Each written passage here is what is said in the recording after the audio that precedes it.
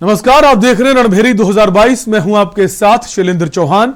उत्तर प्रदेश में विधानसभा चुनाव को लेकर सभी राजनीतिक दल मैदान में उतर चुके हैं। जनता से बड़े बड़े वादे किए जा रहे हैं। जनसभाएं और दौरे कर दिग्गज अपने दल के समीकरण दुरुस्त करने में लगे हैं। कोई जनता के बीच जाकर अपनी पैठ बना रहा है तो कोई लगातार शिलान्यास लोकार्पण कर रहा है। सभी राजनीतिक दल हर वो कोशिश कर रहे हैं जिससे जनता का मन जीता जा सके और वोट हासिल किए जा सके। आज इसी को लेकर हम रणभेरी में बात करेंगे झांसी की सदर विधानसभा सीट और औरैया की बिधुना विधानसभा सीट की, और जानेंगे विधानसभा सीटों पर किस पार्टी का दबदबा क्या कहता है, दोनों विधानसभाओं का जातिगत समीकरण जो है वो क्या कहता है, जनता की उम्मीदों पर कितना खरे उतरे हैं विधायक जी।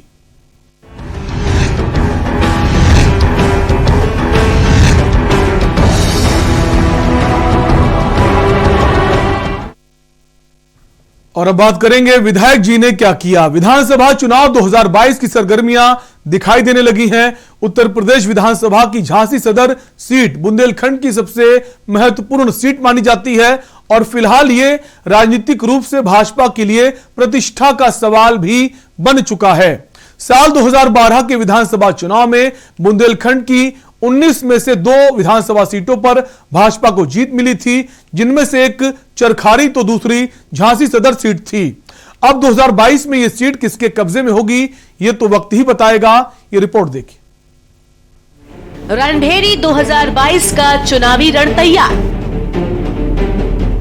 झांसी की सदर विधानसभा सीट के दिल में क्या है?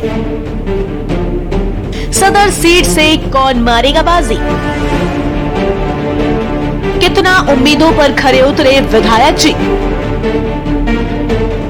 सदर विधानसभा सीट पर सबकी निगाहें। सदर से भाजपा के रवि शर्मा है विधायक। किसके सर सजेगा 2022 का ताज?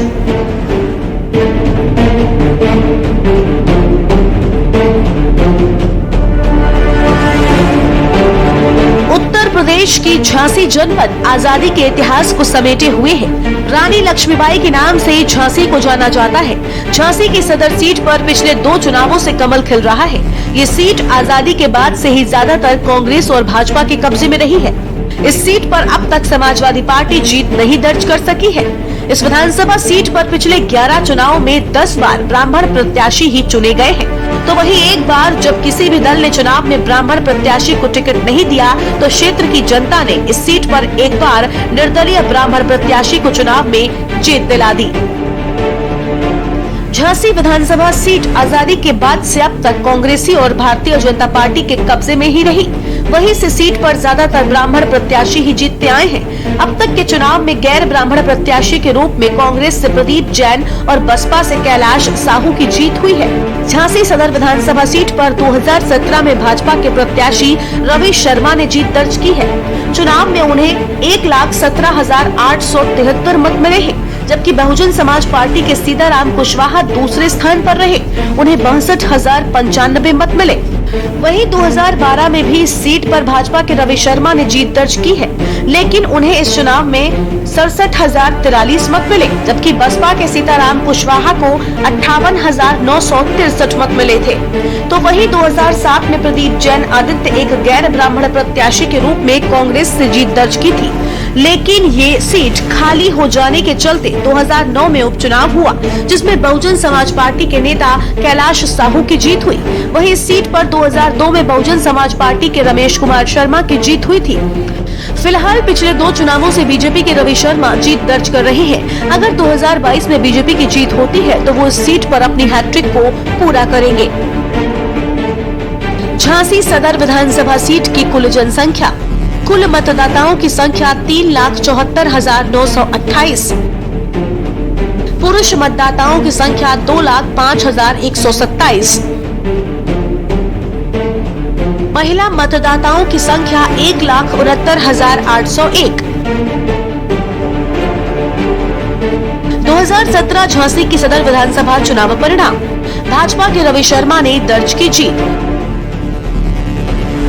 रवि शर्मा को मिले 1,17,873 वोट। बसपा के सीताराम कुशवाहा को 55,778 वोटों से हराया। सीताराम कुशवाहा को मिले 62,095 वोट। यूपी विधानसभा चुनाव 2022 को लेकर सरगर्मियां तेज हो गई हैं। सभी राजनीतिक दल अपने अपने चुनावी गठजोड़ में लगे हुए हैं। अब झांसी की सदर विधानसभा सीट पर 2022 के रण में कौन बाजी मारेगा, ये तो वक्त ही बताएगा। फिलहाल यहाँ पर भाजपा का कब्जा है और भाजपा 22 में फिर से रण फतेह करने के लिए जी तोड़ मेहनत कर रही है। तो वहीं दूसरी ओर सपा और कांग्रेस भी सत्ता की कुर्सी पर काबिज होने के लिए लगातार चुनावी बिसात बिछाने में लगी हुई है। अब देखना होगा कि 2022 के रण में जनता किसी सत्ता की कुर्सी पर बैठाती है। इलेक्शन डेस्क के न्यूज इंडिया। तो आपने जाना झांसी की सदर विधानसभा सीट का जो राजनीतिक इतिहास है और वहां की जातिगत समीकरण क्या है। वक्त एक ब्रेक का, ब्रेक के उस पार जो जनता की राय है वो भी आपको दिखाएंगे।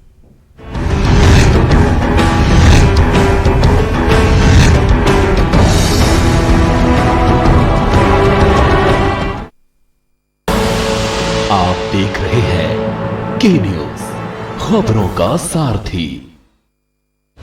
2017 से पहले भय, भ्रष्टाचार और जातिवादी के लिए बदनाम उत्तर प्रदेश को माननीय मुख्यमंत्री योगी आदित्यनाथ जी ने अपनी ईमानदार सोच और दमदार काम से उत्तम प्रदेश बनाया है। योगी सरकार में प्रदेश में हुए बड़े बदलावों को किसानों से नौजवान तक और शहर से गांव तक महसूस किया जा सकता है। डबल इंजन की सरकार ने विकास के रथ पर सवार उत्तर प्रदेश को नई पहचान दी है। 4.5 साल में नए भारत में नए यूपी का जन्म हुआ है। बदलाव, सोच ईमानदार, काम दमदार। सुबह के लिए उड़ चला गैरों की जमीन पर, खुशबू अपने पन की ढूंढता। दूर कितना भी जाओ, इस जुबान से दूर ना जा पाओगे। रुमल, बोलो जुबान केसरी। आप देख रहे हैं के न्यूज, खबरों का सारथी।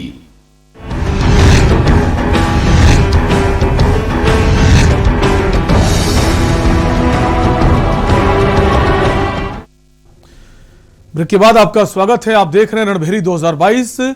हमारे संवाददाता ने झांसी की सदर विधानसभा सीट की जो जनता है उसकी राय भी जानी है, आपको वो भी सुनाते हैं। मेरे हिसाब से तो काम उनने बहुत अच्छा काम कराया है और हालांकि हम भी चाहेंगे कि आगे जाके विधायक जी को ही हम सपोर्ट करें, क्योंकि विधायक जी ने गली, ग्राम और इस शहर के प्रति काफ़ी अच्छा काम किया है।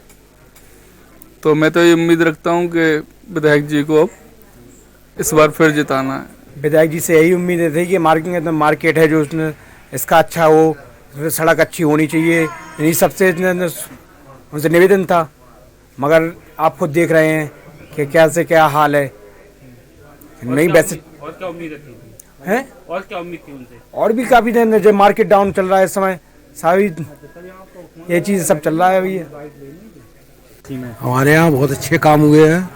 हमारी सारी रोडें बनी हैं, पाइप लाइनें बिछ रही हैं, घर घर जाके कनेक्शन हो रहे हैं, पार्क की मरम्मतें हो रही हैं, हाथी ताल का भी काम चल रहा है इस समय।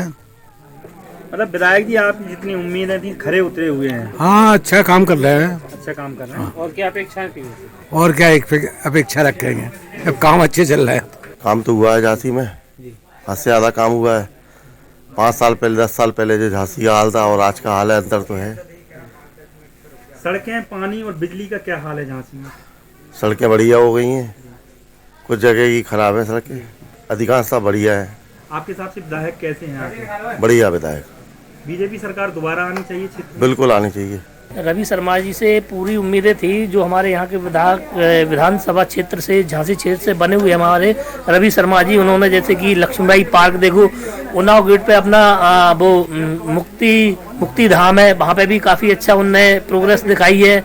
और भी कई जगह जैसे पार्क है, किला है, जैसे कि अपना अभी इस टाइम पे अगर अपन बात करी जाए वो रानी लक्ष्मीबाई का वृंदावन पार्क, काफ़ी ऐसी बहुत सी चीज़ें हैं। आने वाले उम्मीद में भी यही करते हैं कि रवि शर्मा जी अपने यहीं से झांसी से विधायक बने। जैसे कि हमारे यहाँ पे बिजली की सुविधा काफ़ी अच्छी है और पानी की भी माने तो वो भी सुविधा काफ़ी अच्छी है।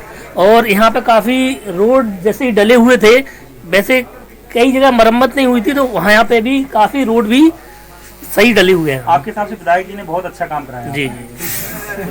ऐसा है काम, ऐसे तो उन्होंने वैसे कुछ हमारे हिसाब से कुछ भी काम नहीं कराया है जो होना चाहिए उनका जो काम, मगर ठीक है। फिर भी अगर जो है कि योगी जी ने जो उनके लिए किया था कि भैया ऐसे ऐसे इतने जो पैसे आ रहे हैं झांसी के लिए, उस हिसाब से हमारे हिसाब से कोई काम भी नहीं हुआ है। क्या चाह रहे थे, क्या काम नहीं हुआ? मैं ये चाह रहा था कि रोड जो रोड है, रोड अच्छी डल जाए। जब कोई आते हैं विधायक जी, कोई बाहर से मंत्री जी आते हैं, तब तो रोड अच्छी हो जाती है। इसके बाद वही रोड वही बुरा हाल है। यहाँ अपने मार्केट में देख लिए पार्किंग की कोई व्यवस्था नहीं है। पार्किंग का हर बार ठेका हो जाता है, पैसे लगते हैं, मगर कोई व्यवस्था नहीं है। पूरी मार्केट की स्थिति खराब है, हर जगह की रोड खुदी हुई पड़ी हुई है, कोई नहीं, उसमें विकास नहीं हो रहा है। पानी बिजली की क्या व्यवस्था है पूरे झांसी? पानी तो खैर बिजली तो ठीक है, मगर पानी की कोई व्यवस्था नहीं है। गर्मियों में पानी आदमी बहुत दूर दूर से लेके जाता है, कहीं कोई कैंपर नहीं आ रहा है, कोई कुछ नहीं आ रहा है। अभी सुना था कि महेंद्रपुरी में रोड पास हो गया है, लेकिन अभी तक डला नहीं है। बस बाकी हम जहाँ किराए से रहते थे वहाँ पे तो सब ठीक था मिशन कंपाउंड में, और जहाँ महेंद्रपुरी में हमने लिया है प्लाट, वहाँ पे अभी तक रोड नहीं डला है, रोड पास हो गया है। कितनी उम्मीदें थी कि विधायक बने हैं, बीजेपी से बने हैं, क्या क्या काम कराएंगे, क्या हुआ क्या नहीं हुआ? 50% काम होता है, 50% नहीं हुआ है। सरकार आपके हिसाब से ठीक है? अब सरकार तो काम कर रही है, लेकिन कुछ बीच के लोग नेता लोग होते हैं तो वो नहीं करते हैं काम कायदे से। रवि हेमरानी भैया। रवि जी, क्या उम्मीदें थी यहाँ के सदर विधायक से? आपको क्या काम हुए सरकार में, क्या चाहते थे आप? काम बहुत हुए हैं और जो चाहते हैं सब हुआ है और अच्छा होगा आगे भी। खुश हूँ मैं तो सरकार से, बीजेपी से संपूर्णतः संतुष्ट हैं भैया हम। यहाँ के विधायक से कितनी उम्मीदें थी? काम हुआ है झांसी क्षेत्र में? हुए हैं, रोडें बनी है, शांति है, सफाई है, शहर में बहुत कुछ है। पानी आपका पानी वाली धर्मशाला वगैरह बन गई, लोगों की पानी की समस्याएं बहुत थी। थोड़ा बहुत रोडों की समस्या है, वो भी ठीक हो जाएगी। गलियों में मेन रोड बन गए हैं, गलियों के हैं, वो भी बन जाएंगे। ऐसे ही विधायक दोबारा बने? बिल्कुल बने, बीजेपी ही आए, हम तो चाहते हैं। मोदी जी आए, योगी जी आए और हमारे विधायक जी रवि शर्मा जी भी आए। हमारा नाम भैया निक्की लोहिया। निक्की जी, विधायक जी से क्या आशाएं थी जो 4 साल में उन्होंने क्या काम कराया? आशाएं तो भैया हर आदमी को विधायक से होती हैं, हमारे विधायक से होती हैं, और हमें भी बहुत आशाएं थी कि जिस तरह के कार्य होने चाहिए थे। हालांकि काफ़ी कार्य पूरे हुए, लेकिन कुछ नहीं हुए हैं। आगामी सरकार में हम चाहते हैं जो सरकार है वो बीजेपी की आए, और जो कार्य रह गए हैं उन कार्यों को इस सरकार में पूरा किया जाए। और आपकी तरफ से किस तरह का विकास होना चाहिए? विकास जैसे स्मार्ट सिटी के अंतर्गत हमारे झांसी शहर को लिया गया है, तो वो स्मार्टनेस अभी हमें झांसी के अंदर दिखी नहीं है। वो स्मार्टनेस झांसी के अंदर जैसे दिन नज़र आ जाएगी तो हमें लगेगा कि कार्य पूरे हो गए। क्या चाहते हैं कि कौन सी सरकार अगली साल में आनी चाहिए? आगामी में हम तो बीजेपी की सरकार ही चाहते हैं बस, और ये चाहते हैं कि वो जो स्मार्ट सिटी के अंतर्गत, जैसे आप सभी आज ट्रैफिक की समस्या देखिए कितनी बड़ी है हमारे झांसी में, है ना। तो इस तरीके के विकास चाहिए, जैसे ट्रैफिक वगैरह है, और थोड़ा सा बिजली तो भी बेहतर हो गई है पहले से, लेकिन थोड़ा पानी वानी का जो आउट में समस्या है उनको निस्तारण किया जाए। बस यही चाहते हैं, और क्या चाहते हैं, बाकी तो सब बढ़िया चल रहा है।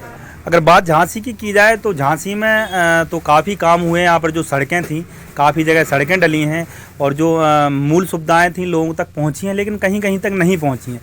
बात करें कि जब बीजेपी सरकार जब अपनी सरकार बनाने के लिए जब लगभग आज से 4 साल पहले आए हुए थे, तो जैसे प्रधानमंत्री मोदी जी की बात करें, बड़ी बड़ी बातें करते थे कि हम 100 दिनों में काला धन लेकर आएंगे या महंगाई बिल्कुल हटा देंगे। लेकिन आज आप अगर कीमतें देखें किसी भी चीज़ की जो मूल रूप से घर में यूज होती हैं, दाल है, आटा है, तेल हैं, ये चीज़ें बिल्कुल लोग खरीद नहीं पा रहे हैं। सबसे बड़ी बात है बेरोजगारी। रोजगार सरकार दे नहीं पाई है, क्योंकि ये लोग जब सरकार में आए थे तो उन्होंने ये कहा था कि जितने भी बेरोजगार लोग हमारे हैं उनको रोजगार देंगे। सबसे पहली बात कि रोजगार है नहीं है, और बेरोजगारी बिल्कुल चरम पर है। महंगाई इतनी है कि लोग घर पे सामान लेकर नहीं आ पा रहे हैं। लोगों के पास मोटरसाइकिलें थी, घर पे रख दी हैं। तेल इतना महंगा है कि लोग खरीद नहीं पा रहे हैं। और जो सरकार जब आने से पहले इन्होंने इतनी बातें कही थी कि हम ऐसा कर देंगे वैसा, लेकिन किसी भी बात पे अपनी खरे नहीं उतरे हैं। वो उम्मीद तो बहुत ज़्यादा थी। उम्मीद योगी आदित्यनाथ एक बहुत अच्छे मुख्यमंत्री के रूप में हमने उनको देखा था, और उनसे बहुत अच्छे कामों की हमें उम्मीद थी। अब उनके शासनकाल में काम मामूली सा हुआ है, ज़्यादा नहीं हुआ कुछ। क्या काम नहीं हुआ जो होना चाहिए था? एक तो शिक्षा पे काम नहीं हुआ, सबसे बड़ी बात है। अगर शिक्षा पे काम होता तो हमें ये मालूम है, अगर एक घर के अंदर एक व्यक्ति भी अगर शिक्षित निकला है तो वो सारा घर बन जाता है। इसीलिए हमारे उत्तर प्रदेश में लोग मतलब शिक्षित नहीं है। शिक्षा की बहुत ज़्यादा कमी है, स्कूलों की कमी है, कॉलेजों में पढ़ाई ठीक से नहीं हुई है, शिक्षा के ऊपर काम नहीं किया गया बिल्कुल भी। और दूसरी बात, लाइट पे इतना ज़्यादा बिल आ रहा है, पानी का बिल आ रहा है लगातार, लाइट की यूनिट बढ़ रहे हैं, इस पे कोई ये कहा जाए कि विधायक ने कुछ कराया तो क्या कहोगे आप? विधायक के बारे में तो इतनी जानकारी नहीं है, हमें नहीं लगता कि उन्होंने कुछ काम कराया है। अगर काम कराया होता तो दिख रहा होता काम। झांसी क्षेत्र के अंदर काम तो दिख नहीं रहा अभी। ऐसा कुछ नहीं है कि जिसकी वजह से बोला जाए कि काम बहुत हुआ। तो आपने जाना झांसी की सदर विधानसभा सीट की जनता की राय। कुल मिलाकर एक मिली जुली राय सामने आई है। और अब बात करेंगे विधुना विधानसभा सीट की। विधुना विधानसभा सीट उत्तर प्रदेश की महत्वपूर्ण विधानसभा सीट है, जहां 2017 में भारतीय जनता पार्टी ने जीत दर्ज की थी। इस बार विधुना विधानसभा सीट के परिणाम किस पार्टी के पक्ष में होंगे, ये जनता को तय करना है। विधुना विधानसभा सीट उत्तर प्रदेश के औरैया जिले में आती है। 2017 में विधुना में कुल 37.51% वोट पड़े थे। 2017 में भारतीय जनता पार्टी से विनय शाक्य ने समाजवादी पार्टी के दिनेश कुमार वर्मा को 3,910 वोटों के मार्जिन से हराया था। रणभेरी 2022 का चुनावी रण तैयार। औरैया की विधुना विधानसभा सीट के दिल में क्या है? विधुना सीट से कौन मारेगा बाजी? कितना उम्मीदों पर खरे उतरे विधायक? विधुना सीट विधानसभा सीट पर सबकी निगाह। विधुना सीट से भाजपा के विनय शाक्य है विधायक। किसके सर सजेगा 2022 का ताज?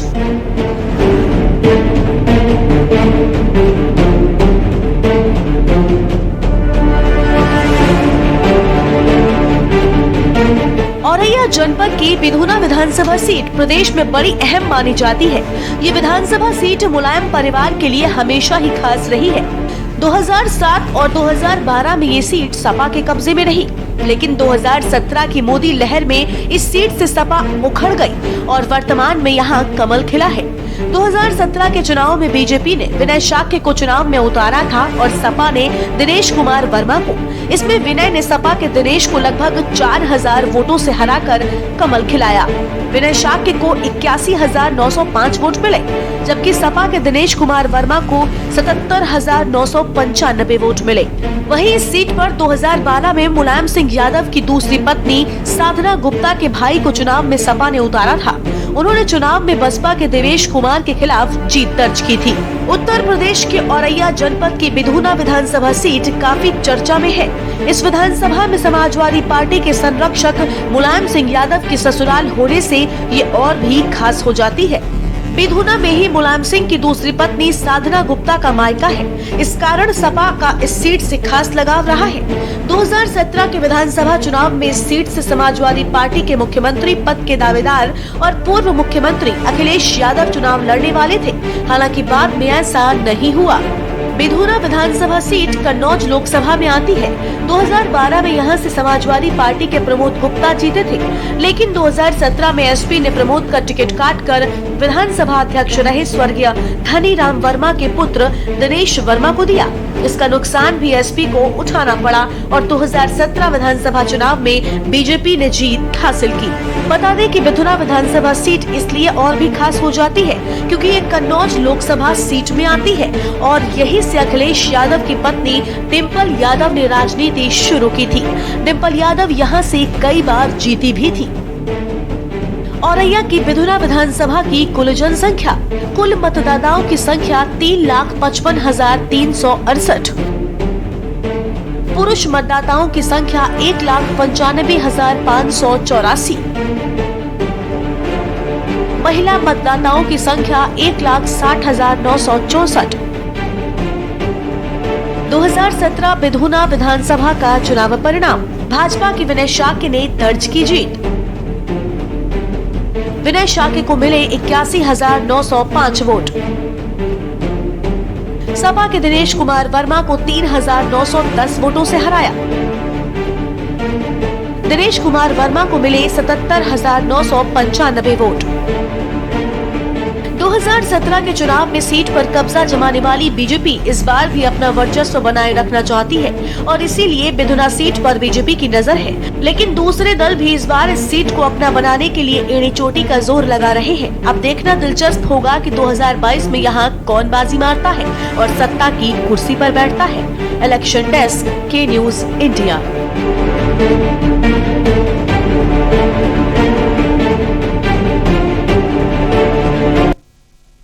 तो आपने जाना हो रहा कि विधुना विधानसभा सीट का जो राजनीतिक इतिहास है और वहां का जातिगत समीकरण क्या कुछ कहता है। फिलहाल रणभेरी 2022 में अभी के लिए आपसे लेंगे इजाजत। देखते रहिए के न्यूज इंडिया। नमस्कार।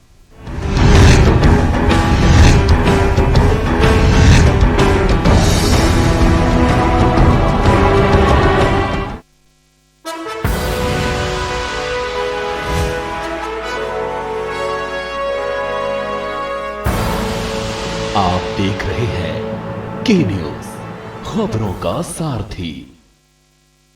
2017 से पहले कर्ज के बोझ तले दबा था किसान। 2017 के बाद कर्ज माफी से हुआ है खुशहाल।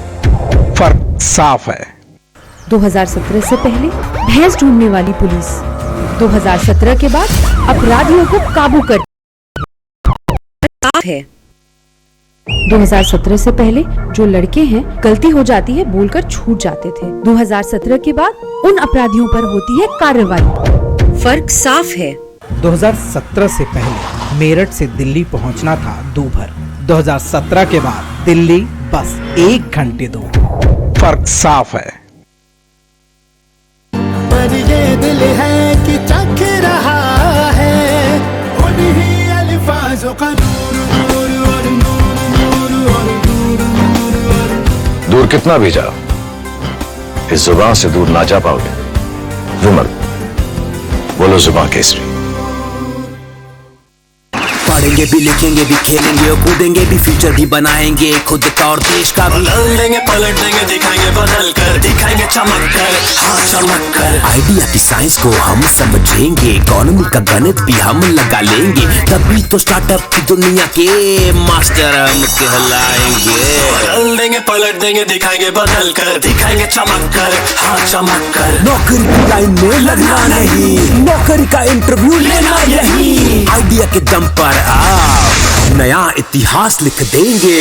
बदल देंगे, पलट देंगे, दिखाएंगे बदल कर, दिखाएंगे चमक कर, हाँ चमक कर। क्योंकि बिजनेस ब्लास्टर्स आ गया है अब हम तक। दिल्ली सरकार के स्कूलों के 3 लाख बच्चे, 51,000 से ज्यादा बिजनेस आइडियाज और दिल्ली सरकार की ओर से 60 करोड़ का सीड कैपिटल। ये है दुनिया का सबसे बड़ा स्टार्टअप प्रोग्राम बिजनेस ब्लास्टर्स, आपके टीवी चैनल्स पर।